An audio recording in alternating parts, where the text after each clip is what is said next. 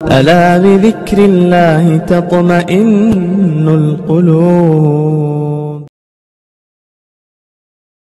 واقعات میں لکھا ہے کہ ایک مرتبہ ملک کے کچھ لوگوں نے بتایا کہ اس مرتبہ جو بارش ہونے والی ہے اس کا پانی کوئی نہ پیے. کیوں؟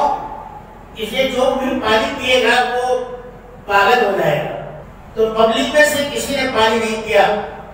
پاگل ہونا ہمیں تو منظور نہیں ہے.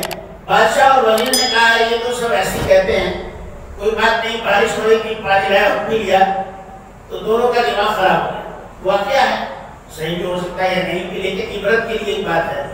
اب پاگل تو یہ دو آدمی ہوئے اور پوری پبلک صحیح ہے, لیکن یہ دونوں آدمی نے کہا کہ ہماری پوری رعایا پاگل ہو گئی. حالانکہ پاگل ہوئے تھے وہ دو ہی آدمی, بادشاہ اور وزیر, لیکن جو عقل مند تھے ان کو پاگل کہا گیا اور جو پاگل تھے وہ اپنے آپ کو عقل مند کہنے لگے. بالکل یہی تاریخ ہمارے اپنے ملک میں دہرائی جا رہی ہے. تو میں عرض کر رہا تھا کہ بادشاہ اور وزیر نے پانی پی لیا, اس لیے وہ جو ہے پاگل ہو گئے اور پوری رعایا جو ہے وہ صحیح رہی. اب دونوں آدمیوں نے کہا کہ پوری پبلک بیوقوف ہو گئی.